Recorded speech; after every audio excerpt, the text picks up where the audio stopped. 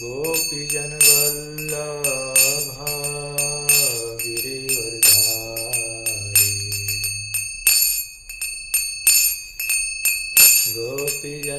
गोपीजनवल्लभा गिरिवरधारी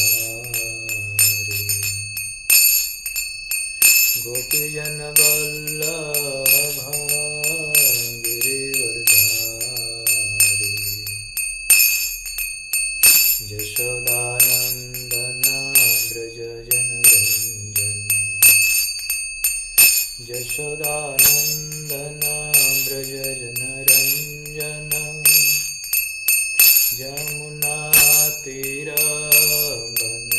यमुनातीरवनचारी जय राधा माधव कुञ्ज बिहारी जय राधा माधव कुञ्ज बिहारी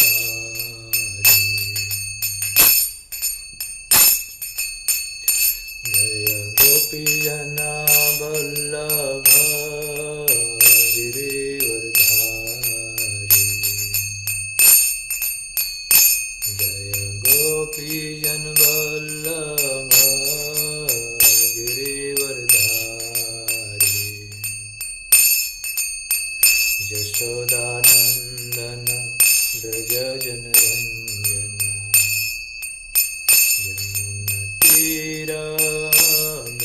यमुनतीरवनचारी जय राधा माधव कुञ्ज बिहारी जय राधा माधव कुञ्ज बिहारी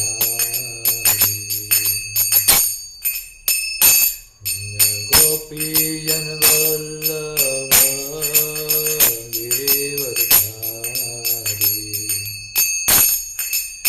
यशोदानन्दन व्रज जनरञ्जन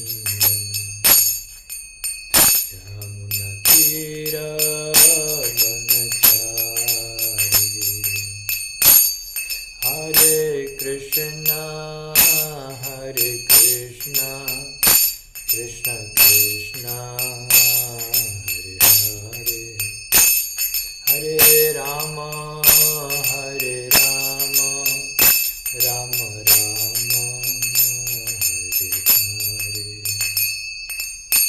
हरे हरे कृष्णा कृष्ण कृष्णा हरे हरे हरे राम राम राम हरे हरे जय राधा माधव राधा माधव राधा माधव राधे जय राधा माधव राधा माधव राधा माधव राधे जय कृष्ण बलराम कृष्ण बलराम जय कृष्ण बलराम निताई बोल हरि बोल हरि बोल हरि बोल हरि बोल जय श्री श्री राधा माधव की जय श्रील प्रभुपाद की जय निताई गौर प्रेमानंदे हरि हरि बोल ओम अज्ञानतिमिरान्धस्य ज्ञानाञ्जनशलाकया चक्षुरुन्मीलितं येन तस्मै श्रीगुरवे नमः श्रीचैतन्यमनोभीष्टं स्थापितं येन भूतले स्वयं रूप कदा मह्यं ददाति स्वपदान्तिकम् वन्देऽहं श्रीगुरो श्रीयुतपदकमलं श्रीगुरुन् वैष्णवांश्च श्रीरूपं साग्रजातं सहगण रघुनाथान्वितं तं सजीवं साद्वैतं सावधूतं परिजनसहितं कृष्णचैतन्यदेवं श्रीराधाकृष्णपादान् सहगणललिता श्रीविशाखान्वितांश्च हे कृष्ण करुणा सिंधो दीनबंधो जगत्पते गोपेश गोपिकाकान्त श्रीराधाकान्त नमस्तुते तप्त कांचन गौरांगी राधे वृंदावनेश्वरी वृषभानुसुते देवी प्रणमामि हरिप्रिये वाञ्छाकल्पतरुभ्यश्च कृपा सिन्धुभ्यैव च पतितानां पावनेभ्यो वैष्णवेभ्यो नमो नमः। जय श्री कृष्ण चैतन्य प्रभु नित्यानंद श्री अद्वैत गदाधर श्रीवासादि गौरभक्तवृंद। हरे कृष्णा कृष्ण कृष्ण हरे हरे हरे राम राम राम हरे हरे।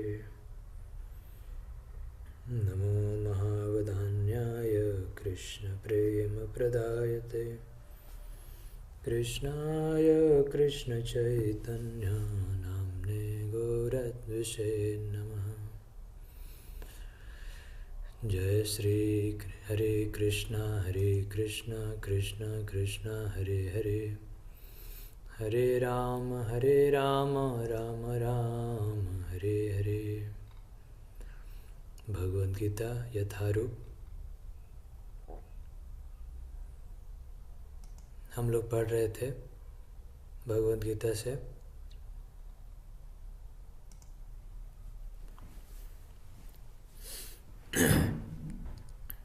कि कभी कभी सतोगुण रजोगुण और तमोगुण को परास्त करके प्रधान बन जाता है, तो कभी रजोगुण सतो और तमोगुण को परास्त कर देता है, और कभी ऐसा होता है कि तमोगुण सतो तथा रजोगुणों को परास्त कर देता है। इस प्रकार श्रेष्ठता के लिए निरंतर स्पर्धा चलती रहती है।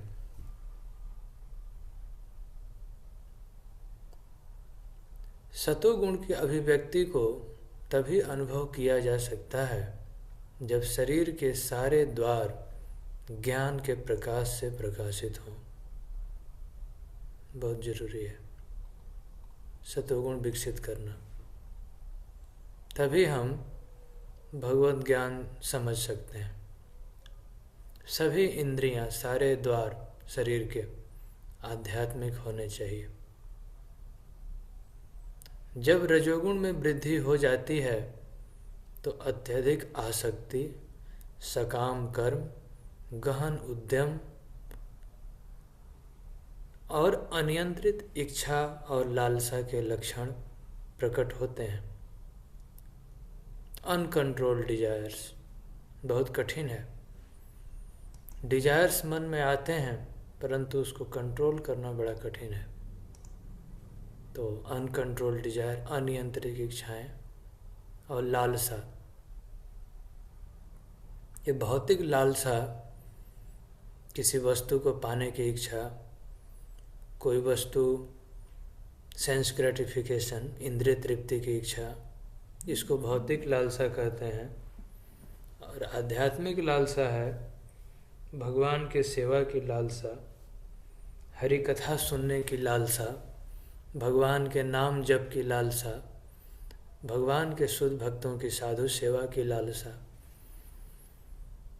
यह आध्यात्मिक लक्षण होने से सतोगुण विकसित होता है, भौतिक लक्षण होने से रजोगुण विकसित होता है। और तमोगुण में अंधकार, जड़ता, प्रमत्ता और मोह का प्राकट्य होता है। मोह का अर्थ है कि भ्रम में रहना। ज़्यादा से ज़्यादा हम सभी भ्रम में रहते हैं। जब हम भ्रम में रहते हैं तो सही को गलत और गलत को सही समझते हैं। भगवान के भक्ति से संबंधित वस्तुओं को माया का समझ लेते हैं और माया की वस्तुओं को भगवान का समझ लेते हैं। ये भी एक भ्रम है। तो एक भक्त को बुद्धिमान होना चाहिए। जब कोई सतोगुण में शरीर त्याग करता है, मरता है, तो उसे महर्षियों के विशुद्ध उच्चतर लोकों की प्राप्ति होती है। जब भी हम सतोगुण में शरीर त्याग करते हैं तो उच्च लोकों की प्राप्ति होती है। सतोगुणी मनुष्य हायर प्लैनेट्स में जाता है। इसका अर्थ है कि देवताओं का शरीर प्राप्त होता है। और रजोगुणी मनुष्य, रजोगुणी व्यक्ति को कर्म योनि, यह मनुष्य का शरीर मृतलोक में दिया जाता है, जहाँ वो रातों दिन खाने कमाने में व्यस्त रहता है और भगवान को भूले रहता है। और तमोगुण में निम्न योनियाँ प्राप्त होती है, कीट पतंग, पशु पक्षी इत्यादि।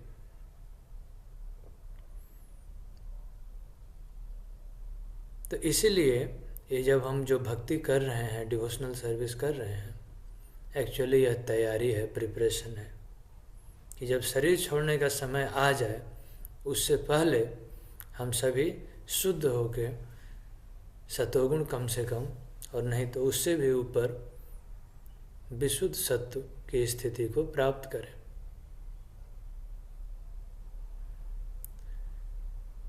पूर्ण कर्म का फल शुद्ध होता है, वह सात्विक कहलाता है। इससे उच्च लोकों की, स्वर्ग आदि लोकों की प्राप्ति होती है। और इस धरती पर कोई व्यक्ति हार्ड वर्क करता है, मेहनत करता है, तो उससे भी कुछ फल मिलता है, जैसे कुछ धन मिल जाना, कुछ पद प्राप्त होना, कुछ समाज में आजकल लोग समाज सेवा करते हैं तो प्रसिद्धि मिल जाती है, नेम फेम। तो ये सब रजोगुण का रिजल्ट है। और तमोगुण का रिजल्ट बिल्कुल ऐसा है कि आदमी शोकाकुल रहेगा, हमेशा दुखी रहेगा, चिंताग्रस्त रहेगा, मोह में रहेगा, जिसको आजकल अंग्रेजी में कहते हैं एंग्जाइटी, डिप्रेशन। बेस्ट है भगवान की भक्ति। यदि भक्ति करें तो ये सतोगुण, रजोगुण, तमोगुण, तीनों गुणों से पार होकर भगवान का प्रेम प्राप्त कर सकते हैं। सतोगुण से वास्तविक ज्ञान उत्पन्न होता है। ये भगवद गीता का ज्ञान समझने के लिए गुरुजनों के, प्रामाणिक आचार्यों की शिक्षाओं को समझने के लिए ये बहुत ज़रूरी है कि हम लोग कम से कम सतोगुण में रहें, शांतिपूर्वक, पीसफुली, एकाग्रचित्त होके, और भगवान की बातों को सुने। तो इससे वास्तविक ज्ञान उत्पन्न होता है। रजोगुण से लोभ उत्पन्न होता है। हम सभी जानते हैं कि रजोगुण का रिजल्ट है कि मटेरियल अचीवमेंट्स, जो भी है, धन दौलत, रुपया पैसा, नेम फेम, एडोरेशन, प्रसिद्धि, ख्याति, अवार्ड, रिकॉग्निशन, ये सब रजोगुण से उत्पन्न होता है। और इससे और पाने की इच्छा बनी रहती है, लोभ बढ़ता है। काम की पूर्ति होती है तो उससे लोभ होता है, और लोभ से और नहीं पूर्ति होने पर क्रोध उत्पन्न होता है। तो लोभ, क्रोध, ये सब रजोगुण के लक्षण हैं। और तमोगुण से अज्ञान, प्रमाद और मोह उत्पन्न होता है, इल्यूजन, अज्ञान। इसलिए भगवान 18वें श्लोक में कहते हैं, ऊर्ध्वं गच्छन्ति सत्त्वस्था मध्ये तिष्ठन्ति राजसा जघन्न गुणवृत्तिस्था अधो गच्छन्ति तामसा। ऊर्ध्वं गच्छन्ति सत्त्वस्था, जो लोग सतोगुणी हैं उनकी ऊर्ध्व गति होती है। मध्य तिष्ठन्ति राजसा, जो रजोगुणी हैं वे इस पृथ्वी लोक पर ही रह जाते हैं, पृथ्वी लोक पर दोबारा शरीर मिलता है। और जघन्य गुण वृत्तिस्थ अधो गच्छन्ति तामसा, और जो लोग गर्हित तमोगुण में स्थित हैं तो उन्हें नरक आदि लोकों की प्राप्ति होती है। श्रीमद् भागवतम में बहुत विस्तार से व्याख्या है नरक आदि लोकों के बारे में, कि कौन व्यक्ति नरक में जाता है। तमोगुण में जो व्यक्ति स्थित है, जिसको खाने का कोई विचार नहीं है, पीने का विचार नहीं है, कोई रूल रेगुलेशन नियमित नहीं है, अंधकार में है, तो वह पाप करेगा ही। 4 नियम, मांसाहार, जुआ खेलना, नशा करना और इलिसिट रिलेशन, अवैध पुरुष स्त्री संगत, ये काम जो तमोगुण में लोग हैं वहीं करते हैं, तो वे नीचे नरक के आदि लोकों में जाते हैं। भगवान कहते हैं कि जो व्यक्ति यह अच्छी तरह जान लेता है कि समस्त कार्यों में प्रकृति के 3 गुणों के अतिरिक्त अन्य कोई करता नहीं है, तो भगवद गीता में बताया गया है कि ये प्रकृति के 3 गुण ही हमसे सभी कार्य करवाते हैं। जब हम प्रकृति के 3 गुणों में फंस जाते हैं, तो जो व्यक्ति सतोगुण में रहता है तो वह भगवान की भजन करता है, भगवान का भजन करता है, आध्यात्मिक जीवन में आगे बढ़ता है, तो वह सतोगुण का प्रभाव है। और जो रजोगुण से ग्रस्त है, तो रजोगुण में वह भगवान की सेवा नहीं कर पाएगा। उस सेवा में भी कुछ कुछ काम धंधा हो जाता है रजोगुण में, लेकिन उसमें सच सच पूछे तो कभी कभी अपराध भी होता है। अपराध का अर्थ है कि सेवा में त्रुटि, सेवा में गलतियां होने लगती है। और फिर मटेरियल प्लेटफॉर्म में सेवा होता है तो उसमें फिर वो भक्ति वाला रस नहीं है। और तमोगुण में डिवोशनल सर्विस नहीं होती है, भक्ति नहीं हो सकती।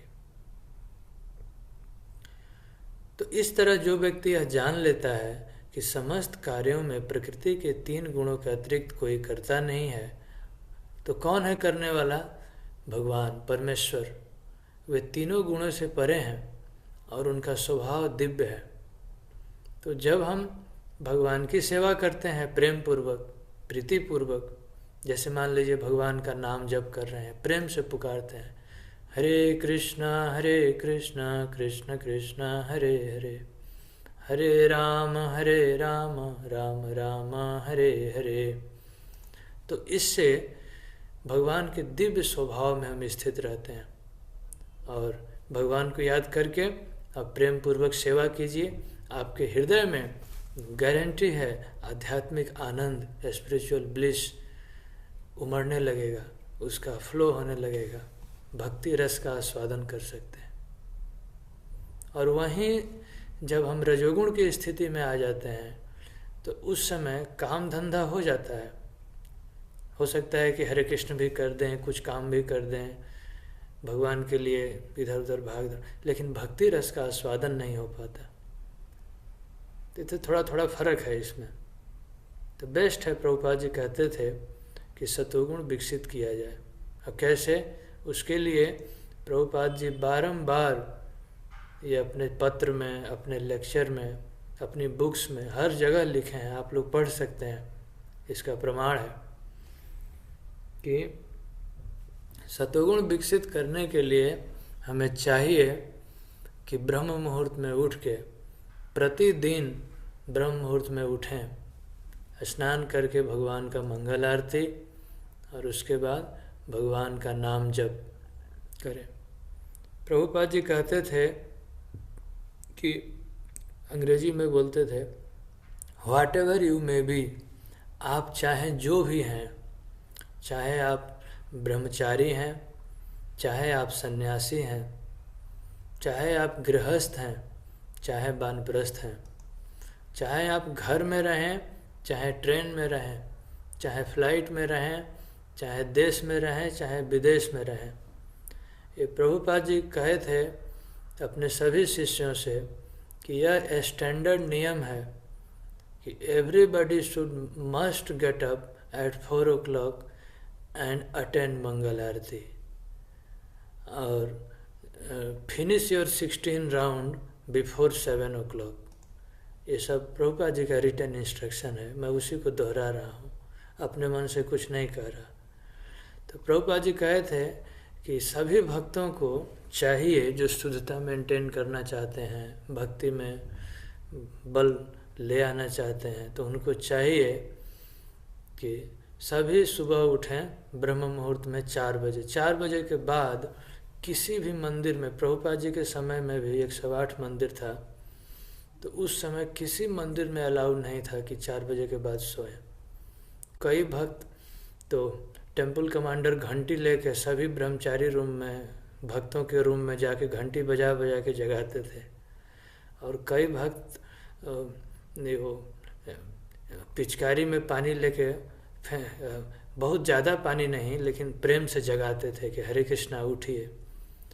प्रभुपाद जी का इतना उम्र था, बूढ़े हो गए थे, फिर भी नहा धो के स्वयं आते थे मंगल आरती, ताकि सभी भक्त सीखें कि इतने बूढ़े व्यक्ति जब उठ सकते हैं तो हम क्यों नहीं। तो ये प्रभुपाद जी का स्टैंडर्ड था। प्रभुपाद जी कहते थे कि ये तपस्या बहुत ज़रूरी है और ऐसा करने से हमारा शुद्धिकरण होगा, हमारा प्यूरिफिकेशन होगा, हम भगवत धाम जा सकते हैं। इसी से सतोगुण का विकास होगा। अभी हम देखते हैं कि प्रभुपाद जी के शिष्य प्रभुपाद जी के आदेश को कितना सीरियसली लेते हैं। आज प्रभुपाद जी फिजिकली तो नहीं हैं, परंतु आध्यात्मिक रूप से वे हम लोगों को जरूर देख रहे हैं भगवत धाम से। तो प्रभुपाद जी के शिष्य आज भी उन नियमों का पालन करते हैं। और मंदिरों में हम देखे हैं, इंडिया में भी और विदेशों में भी, जिन देशों में माइनस में टेम्परेचर है, वहाँ भी भक्त सुबह उठ जाते हैं और मंगल आरती करते हैं। और भारत में तो करते ही हैं, हम कई जगह पूरे इंडिया में हर जगह देखे हैं मंदिर में घूम के। और तो इसलिए बहुत ज़रूरी है। तो ऐसा व्यक्ति भगवान के दिव्य स्वभाव को प्राप्त करता है। और जो भोजन भक्त नहीं बनाए हैं, भगवान को भोग नहीं लगा है, उसको नहीं खाना चाहिए। और दूसरे देवी देवताओं का प्रसाद, तांत्रिक प्रसाद, इधर उधर का भोजन, यज्ञ हवन, ये सब नहीं, केवल भगवान को भोग लगाया हुआ प्रसाद ही खाना चाहिए। तो ऐसा करने से हम धीरे धीरे धीरे धीरे सतोगुण विकसित कर सकते हैं। एक्चुअल में देखा जाए तो हिमालय जैसी महान, हिमालय कितना बड़ा है, उतनी बड़ी राशि अशुद्धि हमारे हृदय में है। इम्प्यूरिटी का पहाड़ हमारे हृदय में बसा हुआ है। क्यों? क्योंकि हजारों लाखों जन्मों से हमने पाप किया है, गलती किया है, बुरे बुरे कर्म किए हैं। ये सच्चाई है, स्वीकार करना चाहिए। मैं भी किया हूँ, हम सभी उसी तरह से हैं। तो हमको स्वीकार करना चाहिए कि हमने पाप किया है, तभी तो इस भौतिक जगत में फंसे हैं माया के चक्कर में। परंतु कोई बात नहीं, उत्साह भगवान दे रहे हैं। भगवान कहते हैं कि मेरी शरण में आओ, मैं सभी पापों से मुक्त कर दूंगा। तो भगवान के शरण में आइए। और इसलिए इसमें समय लगता है। हिमालय जैसे महान राशि है अशुद्धि का हमारे हृदय में, वो कैसे दूर होगा? धीरे धीरे धीरे धीरे करके दूर होगा। तो जब देहधारी जीव इन भौतिक शरीर से संबंध इन गुणों को लांघने में समर्थ होता है तो वह जन्म, मृत्यु, बुढ़ापा और अनेक कष्टों से मुक्त हो सकता है। अब भगवान कहते हैं मुक्तो अमृतम अश्नुते, वह मुक्ति प्राप्त करता है। मुक्ति का अर्थ यही है कि भगवान के नित्य सेवा में उसको स्थान मिलता है। जैसे भगवान के नित्य सेवक हैं हनुमान जी, अर्जुन, जशोदा मैया, भगवान के मित्र गोप ग्वाले, सभी भगवान के नित्य सेवक हैं। तो उसी तरह हमें भी भगवान के नित्य सेवा का अवसर मिलेगा। इसी को कहते हैं मुक्ति, भगवत धाम प्राप्ति होगी। भगवान भगवद गीता में बताते हैं। इतना बात सुन के अर्जुन ने पूछा भगवान से कि भगवान, जो तीनों गुणों से परे है वह किन लक्षणों के द्वारा जाना जाता है? इस धरती पर रहते हुए भी मनुष्य भगवान का भजन करके तीनों गुणों से मुक्त हो सकता है। तो शास्त्रों में बताया गया है कि मुक्त पुरुष दो प्रकार के होते हैं। एक होते हैं नित्य सिद्ध और दूसरे होते हैं साधन सिद्ध। नित्य सिद्ध का अर्थ है कि जो पहले से ही मुक्ति की अवस्था प्राप्त कर चुके हैं, यानी भगवत धाम से आए हैं इस भौतिक जगत में भक्ति का प्रचार करने, भगवान की सेवा करने, या फिर पूर्व जन्मों में उन्होंने मुक्ति प्राप्त कर ली है और अभी भगवान का सेवा कर रहे हैं।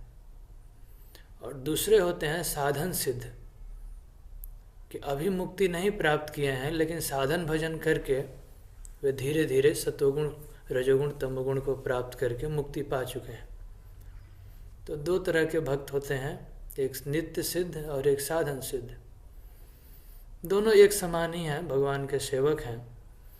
तो अर्जुन ने यह प्रश्न पूछा कि जो व्यक्ति सब प्रकृति के तीनों गुणों को पार कर चुका है, यानी रजोगुण, सतोगुण, तमोगुण से ऊपर है, तो कैसे पता चलेगा हमें? ऐसे तो कोई भी कह देगा कि मैं गुणातीत हूँ, तो मैं शुद्ध भक्त हूँ, कुछ भी कह देंगे लोग। पहला लक्षण यही है कि शुद्ध भक्त कभी नहीं कहता है कि वो शुद्ध भक्त है। उसके अंदर तो दीनता की भावना होती है। वो तो सोचता है कि मैं बहुत, जो जितना भक्ति में एडवांस होता है उसको मन में यही भावना होती है कि मैं अच्छा भक्त नहीं हूँ, मैं भगवान का कुछ सेवा नहीं कर रहा हूँ। श्री चैतन्य महाप्रभु रोते थे, कहते थे कि मैं तो श्री कृष्ण की सेवा नहीं कर पाया। चैतन्य महाप्रभु के गुरु महाराज थे ईश्वरपुरी, और ईश्वरपुरी के गुरु थे माधवेंद्रपुरी। तो माधवेंद्रपुरी कभी कभी रोते थे, कहते थे कि मैं भगवान का सेवा ठीक से नहीं कर पा रहा हूँ। बहुत सेवा करते थे। हम लोग पढ़े हैं माधवेंद्रपुरी की कथा कि उनके लिए भगवान खीर चुराए, खीर चोर गोपीनाथ।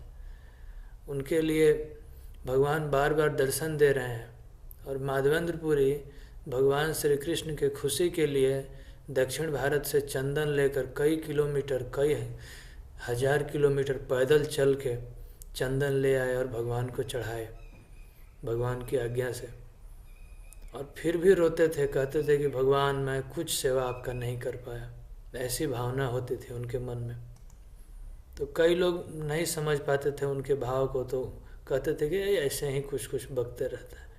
तो ऐसा नहीं सोचना चाहिए। तो इसी के लिए अर्जुन यहाँ प्रश्न पूछ रहे हैं भगवान से कि हे भगवान, एक कृपा करके बता दीजिए कि किन लक्षणों के द्वारा यह जाना जाएगा उस व्यक्ति का आचरण कैसा होता है जो इस प्रकृति के तीनों गुणों को लांघ चुका है। तो भगवान कृपा करके बता रहे हैं। भगवान श्री कृष्ण कहते हैं, हे पांडुपुत्र, जो प्रकाश, आसक्ति और मोह के उपस्थित होने पर न तो उससे घृणा करता है और न लुप्त हो जाने पर उनकी इच्छा करता है, जो भौतिक गुणों की समस्त प्रतिक्रियाओं से निश्चल और अविचल रहता है, यह जानकर कि गुण ही क्रियाशील हैं, उदासीन का अर्थ यह है कि वह भक्त भौतिक अचीवमेंट से, भौतिक चीज़ों से प्रभावित नहीं होता। इस भौतिक जगत में रहता जरूर है परंतु भौतिक वस्तुओं से प्रभावित नहीं होता। ये गुणातीत भक्त का लक्षण है। उसके लिए सुख और दुख एक समान है। सुख होता है, उसके जीवन में भी कोई भी सुख दुख आएगा, उतार चढ़ाव।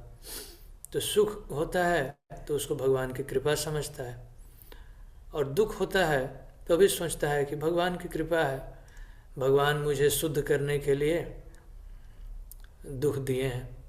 और कभी कभी शुद्ध भक्त के जीवन में भगवान दुख देते हैं तो हमारे लिए अच्छा है कि हम लोग सेवा करके और भगवान की कृपा पा सकते हैं, अपॉर्चुनिटी है। तो भगवान कभी कभी ऐसा भी करते हैं। जो मिट्टी के ढेला, पत्थर और स्वर्ण के टुकड़े को एक समान दृष्टि से देखता है। ये बहुत कठिन काम है, परंतु इसका अर्थ यह है कि वह व्यक्ति धन की लालसा नहीं रखता, संग्रही स्वभाव नहीं होता। जो भी धन है वो तो भगवान का है, भगवान की सेवा के लिए है।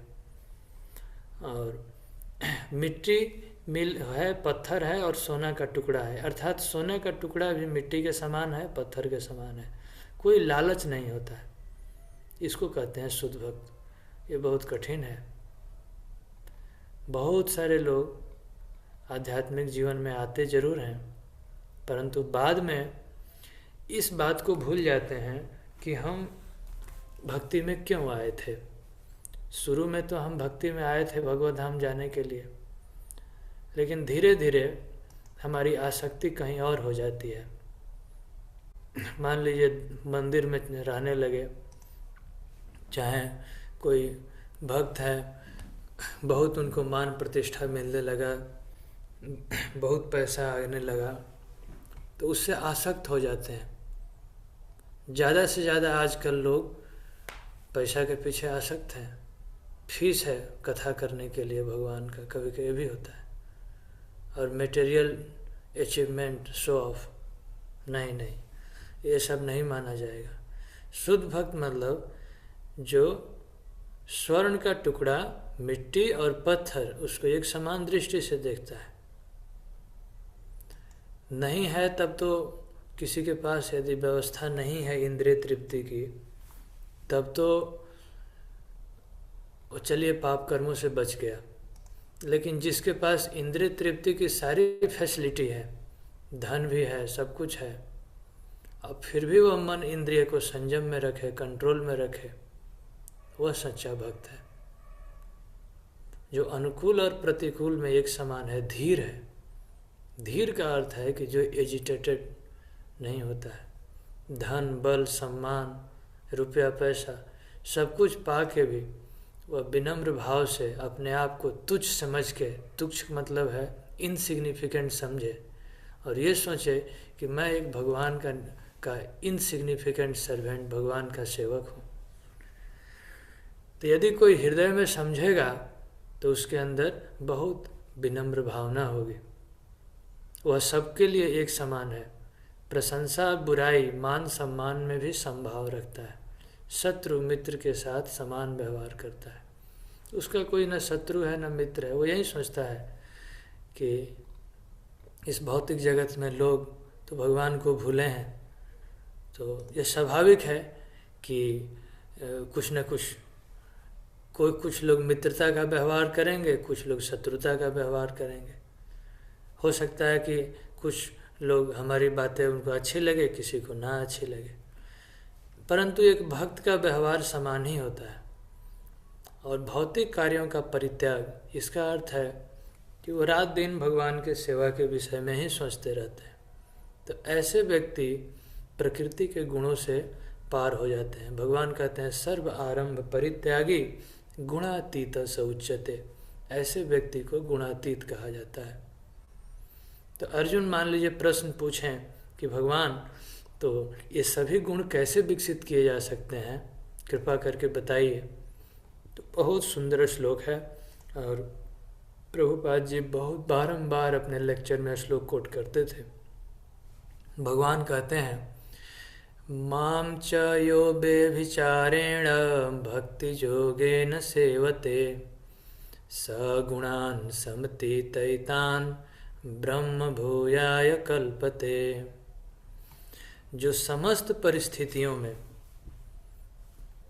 अविचलित भाव से पूर्ण भक्ति में प्रवृत्त होता है, वह तुरंत ही प्रकृति के गुणों को लांघ जाता है। इस प्रकार ब्रह्म के स्तर तक पहुंच जाता है। बहुत सुंदर श्लोक है। भगवान कहते हैं कि जो व्यक्ति समस्त परिस्थितियों में, समस्त परिस्थितियों का अर्थ है कि चाहे हम जिस भी परिस्थिति में रहें, सुख में, दुख में, धनी हैं, गरीब हैं, हम स्वस्थ हैं, बीमार हैं, हम देश में हैं, विदेश में हैं, कहीं भी रहें, यो माम माम अव्यभिचारेण।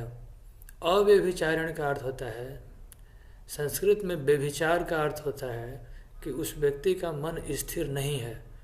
आज भगवान में मन लगाया, कल किसी देवी देवता में, परसों तंत्र मंत्र में, उसके बाद कर्म कांड में, तब उसके बाद वो कंक्लूजन निकालता है कि भगवान है ही नहीं, किसी बाबा के पास चलो, इस तरह से कंफ्यूज, तो उसको कहते हैं व्यभिचारिणी। तो भगवान कहते हैं अव्यभिचारिणी। अव्यभिचारिणी मतलब कृष्ण की अनन्य भक्ति, भगवान को भगवान मान लिए तो फिर सेकंड थॉट नहीं, भगवान ही हमारे आराध्य हैं और उनकी सेवा करना, उनके शुद्ध भक्तों की सेवा करना, यही हमारे जीवन का लक्ष्य है। ऐसी भक्ति को अव्यभिचारिणी भक्ति कहते हैं, जो बिल्कुल शुद्ध भक्ति है। तो इस प्रकार जो व्यक्ति शुद्ध भक्ति योगेन सेवते, जो शुद्ध भक्ति योग से भगवान की सेवा करता है, सगुणान समतीतैतान, वह व्यक्ति गुणातीत हो जाता है, तीनों गुणों को लांघ जाता है, ब्रह्म भूयाय कल्पते, और ब्रह्मानंद, आध्यात्मिक आनंद प्राप्त करता है। भगवान कहते हैं कि निराकार ब्रह्म, निराकार मतलब भगवान की शक्ति, उनके शरीर का इफल्जेंस उसका, और परब्रह्म स्वयं भगवान, और अमर्त्य मतलब देवता, अविनाशी और शाश्वत और चरम सुख का स्वाभाविक पद यही है। इसका अर्थ है कि भगवान ही सबके आश्रय हैं, चाहे कोई देवता हो, चाहे भगवान के भक्त हों, या ब्रह्म प्रतिष्ठा। अमर्त्य मतलब देवता, अमर्त्य देवताओं को कहते हैं जिनकी मृत्यु बहुत नहीं होती है जल्दी, बहुत लंबे उम्र के होते हैं। तो इस प्रकार जो व्यक्ति गुणातीत है, प्रकृति के तीन गुणों से पार है, उसका लक्षण भगवान ने बताया इस अध्याय में। प्रकृति के तीन गुण कौन कौन हैं, उन तीनों गुणों के लक्षण क्या हैं, और कैसे इन तीनों गुणों को पार करना है। और इसका उत्तर है कि शुद्ध भक्ति करके भगवान की हम प्रकृति के तीन गुणों से पार हो सकते हैं और ब्रह्मभूत अवस्था प्राप्त कर सकते हैं। और यही चरम सुख है, यही आध्यात्मिक सुख है, भगवत प्राप्ति है। तो आप लोगों का बहुत बहुत धन्यवाद। किसी का कोई प्रश्न है तो हम चर्चा कर सकते हैं, और 10 मिनट। और इस प्रकार ये प्रकृति के तीन गुण अध्याय पूरा हुआ। कल से अगला चैप्टर शुरू करेंगे भगवत गीता का। तो आप लोग का कोई प्रश्न है तो हम डिस्कस कर सकते हैं, चर्चा कर सकते हैं। हरे कृष्ण।